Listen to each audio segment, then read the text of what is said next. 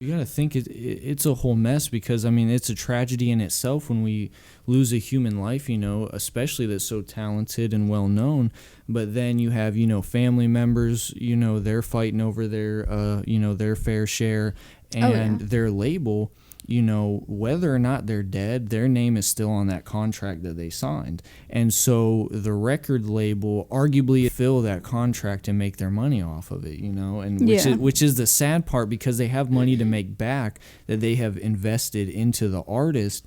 But at the same time, it's like we see a lot of labels nowadays that are putting out, posthumous albums, and they're just trash because it sounds like it's pieced together. There's a bunch of features on it. I was actually a huge fan of X, and so was he, as you can tell from the shirt that I am wearing. It's also featured in a couple music videos and on the album cover. Yes, it is. Of Fun Pac-Man fact. on Spotify, and it's out everywhere. Yeah, so you can go view that while you're at it. So with X's albums, in my opinion, personally, I do not think that the way that they handled all of his features and all of his albums, I don't know if they necessarily nailed them, because I do not recognize half of these people. I don't know their names. I've never heard of them. And I'm saying this in the nicest way to any of those artists. I'm sorry, this is just my personal opinion. But with X, he was such a popular person, and seeing the way that his posthumous albums were handled was kind of disappointing, because he wasn't really highlighted in any of his songs. Personally, I don't think any of his verses were really wow, this really sounds like an X album. It didn't sound like an X album. It sounded like the company's album. Well, is what I'm saying. You know what? And then I saw a bunch of people on social media, and they're like, "Oh, it's all the record label. It's a bad deal. They just want money. They're trying to squeeze as much as they can out of the artist." And while that's true, the artists that are featured on there, they obviously reached out to them and said, do you want to be on this X album? Do you want to be featured on there? Whatever. And so they agreed to it, prior to the making of this project. And it just seems like if you were offered the opportunity to be on such a, quote unquote legendary project, you would really come and put, Yeah, you would take it a lot more seriously than you would think, especially for it being a posthumous album. You would think you would take it a lot more seriously and try to put all of your heart and soul into it. And I didn't really get that feeling coming from the album. I just feel like they just threw it together and said, well, here you go, this is his posthumous album. And that was kind of disappointing for me. Right, yeah. I mean, but there has to be some personal responsibility, I think, on the featured artist part. And this may be an unpopular opinion, Lil Wayne's verse I'm sorry, on I cannot. X's album. It's, what I was telling you the other day in the car, I think it was last night actually, while we were in the car, it sounds like he just kept whatever he recorded first take. He just went all the way through and just recorded first take. That's what it sounds like. And everybody who, listens to the podcast and, hears what we have to say knows that I love autotune. Anyone that listens to my music knows that, and I use a ton of it. But it just, at that point, it sounds like, you're not putting the time in to do different takes. You're and not shit. actually, how effort. much you actually, the effort. I mean, there, if I had the opportunity to be on something as legendary as an X album, whether, it's while he's living or, it comes out after he's passed away, even a peep, anything like that, I would probably spend the longest amount of time on it that I could before I sent it in. I would literally, how we did in school, where it's you never, when they assign you an essay, you never rush, write it in 2 days, and then turn it in a week before it's due. Yeah. Nobody does that. I would literally treat it like that, and I would be sitting there, I would probably take forever to record it. I would take forever to mix it, everything, and I would send it in probably at the last minute that I could, It's just nobody's really, it doesn't seem like a lot of them are taking it that seriously. Yeah, and that's kind of the thing that I'm starting to notice with a lot of older artists that like older in the industry. I mean, like, I'm not saying like old people, obviously. Right. But I mean, like, the people that have been in the music industry a lot longer, like, I can understand, like, this is just a business deal to you, but like coming from like somebody else, like an outsider, basically, like as an outsider, like viewing this, it's kind of disappointing because like he had such a huge like fan base, and to see how like all these people are like treating his after, like the aftermath of his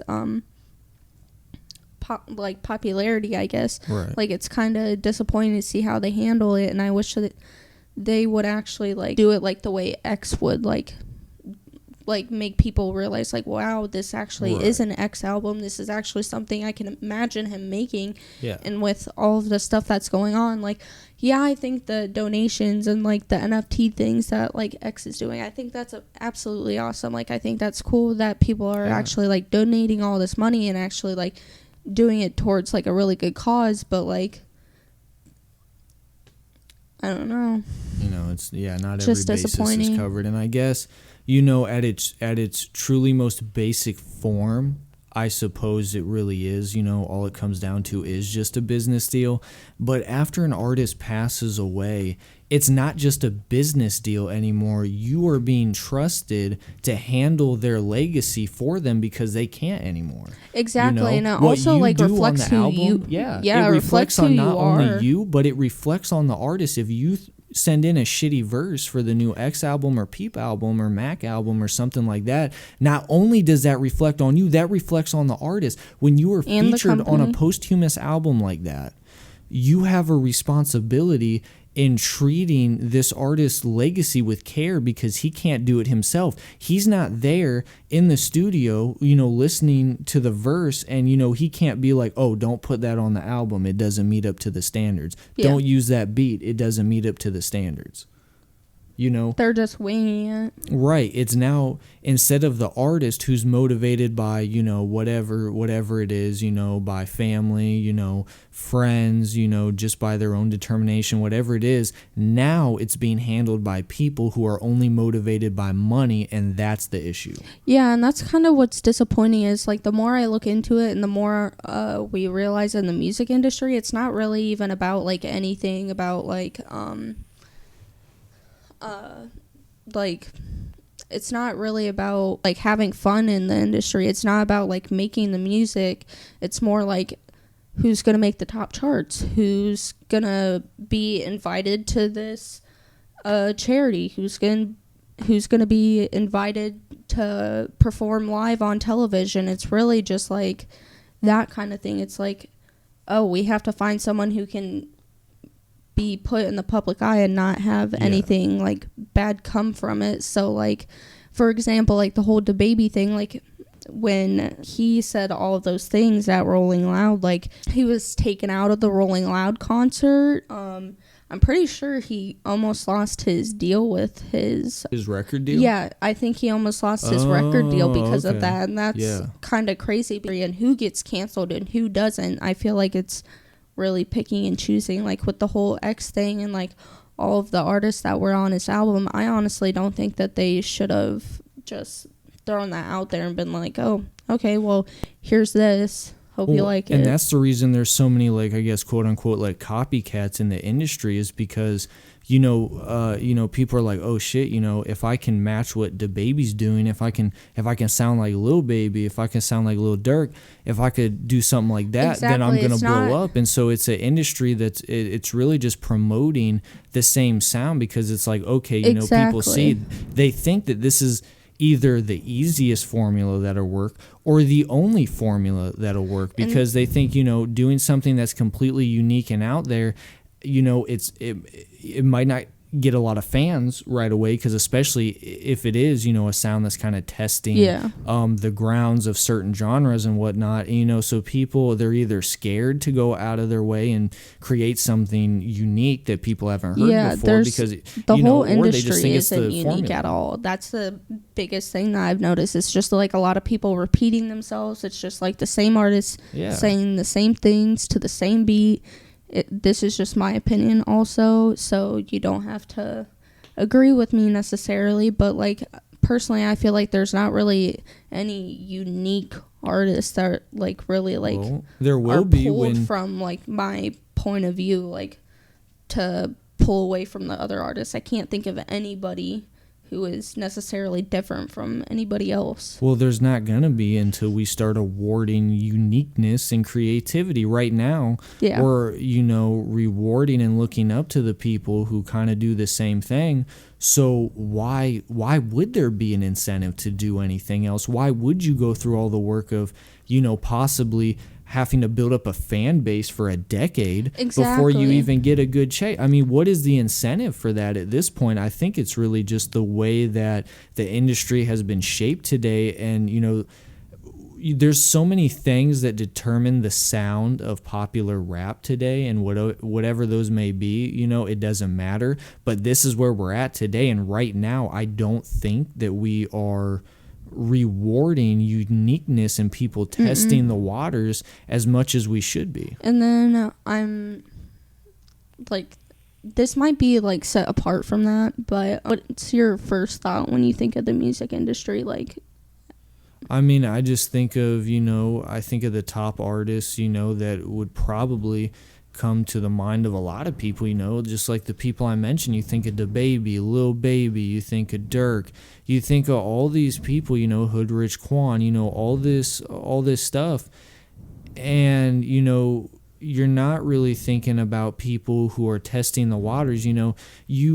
You're at the point nowadays where, okay, my favorite artist just dropped a new album. So you go and you listen to it. And I mean, at least for me personally, if I say 4 songs out of that album that I really like, that's a pretty good album nowadays, And it's like, then here myself, I'm putting albums together and I'm like, God damn, this takes so much fucking work to put out a project. And it's like, which I know in the back of my head, I put out the project, people listen to it, they're, depending on who it is listening to it, there might only be a couple songs on the entire project they like, but it's like when you put that effort to drop a 20-song project and people are only saving 4 of the songs and they really only like, I mean, just a very minuscule fraction of the entire project, it's like, why are you putting that much work into it just for people to skip almost every song? And the thing that's like really disappointing when I see for example, my favorite artists, like if I see them release new albums and stuff like that, like if I just skim through the album and I just skip through and listen to the first 30 seconds of each song, I can already tell how it's going to be and how it already all sounds the same. And that's the thing that's disappointing is like everything that's been released lately, it's just like the same thing over and over. It's nothing new. It's just like the same thing that I've already been hearing. I just want to hear something different, something else that pops, and there's not really anybody in the music industry that I first think of that first comes to mind that can do that. Yeah, and that's the problem. And you know what? 4 years ago, there was a statistic from Spotify that said it was like in between 50 and 53% of people will skip a song within the first 30 seconds of it. And I think the reason for that is because, once you hear the first 30 seconds, you have a pretty good idea of what the entire song is going to sound like, because typically the flow, the flows change throughout songs, but it's never going to be something so like, I have to hear that, nobody is going to say, oh, well, I hated the first 30 seconds of it, or the first 30 seconds of it, seemed like, just kind of like something I've heard a million times before. Nobody's going to go, oh, well, he might change his flow up, or he might, the feature on that song might really just blow this thing out of the fucking water, So there, again, not much of a reason to even go past 30 seconds of a song if you don't like it. And then also, if you think about it, like, if you're looking through, like, the release radar on Spotify, and you see, like, I don't know, for example, like Wiz Khalifa. If you see him on a single with 2 random people that you have never heard of, you already know how that song's going to sound like. I mean, and there's probably a higher chance of more people clicking on that song with his and name that's my in point. it. Like, I understand people are like wanting to collab with all these popular Right. artists and everything, and I can understand that you want to blow up and you want to make money and you want to be able to be seen. Like, I can understand that. Everybody's out here doing that. But if you are not bringing anything else unique to the table, or like something that can really like pull the audience's eye, Yeah. I don't know how else you're gonna do it. I mean, yeah, and you know, that's why so many people, I think, just go in the route where they're just like, oh, okay, let me sound like Lil Baby. Let me sound like, you know, somebody else that's really famous and relevant, so I can do the same You don't need to formula. sound like anybody else but yourself. That's the only way that you're gonna be noticed, is being unique and being your own person. How do you think that all these artists managed to make it this far? And I mean, and you may blow up sounding like, you know, one of these famous rappers out here, Yeah, but it's don't like, get me again, wrong, it's definitely possible to blow up from Yeah. sounding like a different rapper, obviously. but then it comes back full circle, because where's the sustainability? Because somebody that you sound like has already done it and is at a level way larger than you. So what's the point? What are you going gonna bring to the table that they didn't, is kind of the question. Like, what are you gonna every year, do? Lil Baby's getting millions more, whatever the number is. Yeah. It's multiplied many times by what you're getting, you know. So it's really, what's the incentive if you really are just a copycat? And, you know, I think one of the strategies may be, you know, see what they're doing, look at their formula, understand the formula, but maybe don't do it exactly. Maybe, you know, go and fuck around with a Lil Baby preset, or, you know, something you find online, but then put your own style into it. Mix your own sauce into it. Maybe have a base, a starting point, but then build a unique sound from there. Yeah. You know, I get what you're saying. You know, I mean, because I agree with you. That's what I've done. I've went and I got presets, you know, sometimes just to kind of help me out, you know, when I'm just, you know, trying to get all my takes down and I just want to listen back to it real quick to make sure everything's in time and the auto tune reacts with it well, you know, and the mic's not fucked up while I'm recording, and, you know, all that type of stuff. You know, so it's good, I think, to maybe have a preset on during then, so you can just play it back real quick, all your takes, you know, make sure everything's good before you actually start going in there and actually really mixing, you know, something that'll be the final product. But, you know, you don't want to just completely sound like them, because, you know, that might get you 500,000 listeners a month now when you used to have 15. But that's not a self-sustainable a way, you know, to be famous, because if you, like I said in other videos and podcasts before, if you don't have the talent to back up those initial, you know, influx of views that you didn't have before, then those views are going to start going down. Yeah. You know? Do we have another topic from No Jumper? Yeah, well, just let us know your thoughts and opinion on the whole X and Lil Peep lawsuit and dispute going on. Yeah, and what you think about the features on there, and, you know, maybe the effort the features do put into other people's projects.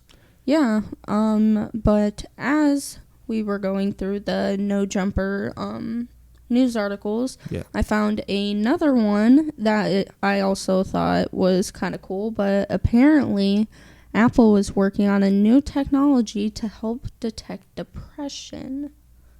So apparently, as I was looking through it, apparently they're using an array, this is from the article, they're using an array of sensor data that includes mobility, physical activity, sleep patterns, typing behavior, and more. Researchers hope they can tease out digital signals associated with the target conditions so that algorithms can be created to detect them reliably, the people said. Apple hopes that would become the basis for unique features for its devices, according to the people in documents.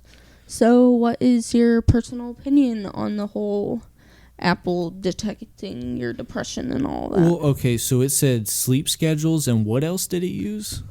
It said that it uses mobility, physical activity, So, like, if you're, like, out on a walk or Yeah, I running. guess it counts and, your like, steps, probably, is what that means. Yeah, and it detects, like, your heartbeat and stuff. And, like, if you wanted to, like, in your health app, I know that you can add, like, your weight, your height, and all of that, and your BMI or whatever.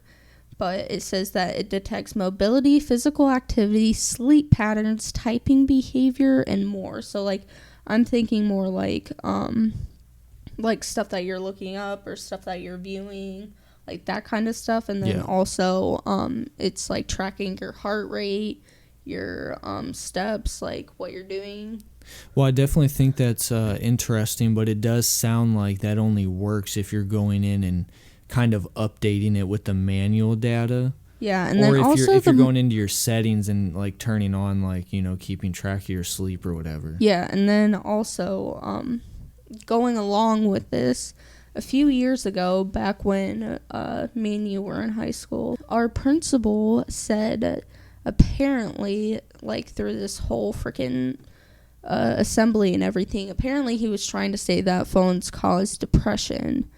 And my question is Apple playing a part in, like, help detecting the depression? Like, are people still going to be saying the same things about phones? Like, oh, phones are causing our depression. Oh, well, now they're detecting our depression. Is that the same thing? Is that any different? That's my question. I don't know. I think the thing about phones causing depression is kind of an old viewpoint, because saying that is kind of the equivalent to saying, oh, guns kill people. Yeah. You know, it's like, well, I Not guess so, but only if the person controlling it, you know, isn't right. Yeah. So, I mean, to say that phones cause depression, I feel like that's definitely like an older way of thinking, because it's like, you know, you do, like, to some extent, like, need a phone, like, to live. When a lot of times you need it, you know, for, like, your job and shit. And then, you know, if you have kids, I mean, so it's like, yeah, so of course you need a phone, but it's like, I guess it matters on how you use it, you know? So I think that is definitely an old way of thinking, but yeah. I think the mic just got here. I see him. Fun fact. Yay. Running around, but so third mic is here, but yeah, so that's definitely an older way of thinking, I would say. You know, I don't think that's very accurate. I mean, it does depend on how you use it, I guess. 60-40 kind of thing with me. Like, yeah, I can see, like, how, like, if you're just, like, laying in your bed all day on your phone, not doing anything, just scrolling through Facebook or Snapchat or Twitter or TikTok or whatever the fuck you watch. But then again, not everybody with a phone exactly, has a not sleep everybody problem with a phone has depression. Not, like, I'm sorry, but there's so many things that go to it. It's not just that. And a lot of people don't realize that. And especially, like, with us in high school, there was a lot more, like, behind the scenes shit that they weren't really noticing and that they didn't really realize was going on, and that's what was causing it. I mean, the thing is, that's more of just kind of an excuse to limit phone access in schools. I mean, I feel like they're just trying to make an excuse to, like, take our phones away. They weren't letting us talk. They weren't letting us get our emotions and our feelings out. Well, and then the thing was, it was like they were trying to use the excuse, oh, you know, everybody's using them in class. It's a distraction. Okay, well, let people have them in class. And if they're using them while the teacher's talking, then have them take them away from them. I mean, that's kind of the solution right there. So completely banning them and saying that they're not allowed whatsoever is kind of bullshit. And the thing is, going along with that is, like, yeah, I know this is such a basic thing to say, but, like, say that, like, a freaking, I don't know, gunman shows up and you need your phone to contact your family, like, especially, like, for example, like, especially, like, it's September, the whole 9/11 event that happened. When that whole thing happened, like, people were still using their phones to contact their loved ones and let them know that they loved them. Yeah. So I don't really understand how that would be any different, like, with the whole, like, gunman coming into a school kind of thing. Like, I don't understand how that would be fair. And also playing off of that, the teachers in the school, they still use their phones to contact people and get around with everything. And that's still as distracting because they're still stopping in the middle of class to go and answer the phone. So what is everybody else doing? Yeah, it's just, they're really just trying to find excuses. That's really, like, that's just my personal opinion on it, and that's just how I feel. But let us know what your thoughts and opinions are on this whole Apple detecting your depression thing. And yeah, I mean, yeah, let us know if you think it's helpful, because I mean, I guess I see, like, yeah, I see how it's helpful, but it sounds like there's a lot of the data that you know, you might not have to manually put in everything, but at the very least you might have to go in and like switch them on in the permissions to count your steps, and you know, how fast or how slow you type. Because it doesn't just do that on its own, obviously. Yeah, but I mean, are those features that are going to be released with iOS 15? Do we know? What features? The depression thing? detection. Yeah. Honestly, when we were watching that video, I didn't see anything on it. I honestly can probably look it up real quick for you if you would like to know. Yeah, because I don't think it said in the article. Yeah, we just watched. It was like a couple hours ago. We saw a video. It was about iOS 15, and he was kind of like going over all the new shit. And yeah, none of that was mentioned at all, I don't believe. Did you find anything over it? Well, I found the original article for it, but it does not say... Oh, okay. This is just a company that is launching a study with Apple to help detect depression. So it's a company called Biogen that's launching its study apparently on Monday, and the code name, it's through UCLA. Oh, okay. So it's through the UCLA college, and the code name for it is Seabreeze, apparently. And Pi is the code name for the Biogen project, according to the people in its documents, is what it's saying. So I do not believe it's going to be on iOS 15. It just says that it's a company working alongside with Apple to help detect depression is what they're trying to do. They're just pretty much trying to make money is all that I'm hearing. Yeah, I don't know. I mean, technology can be very helpful if used in the right way, and I mean that's true with with many things. I mean, it's true with drugs and money and gambling, and I mean, really, there's so many things that you can abuse or get addicted to, become dependent on. That could really fuck things up for you. So just saying guns kill people, just saying phones cause depression, that's not accurate whatsoever. Exactly. I'm just throwing it out there. Everybody on the planet holds their own future in their hands, really. Yeah, I mean, it all just comes down to self-control and addictive personalities, whatever. You decide what you want to do with your life, and that's nobody what you do is what you do, and if you fuck up, that's your own fuck up. You're gonna end up paying for all of that. Are you down for me? Are you gonna ride for me?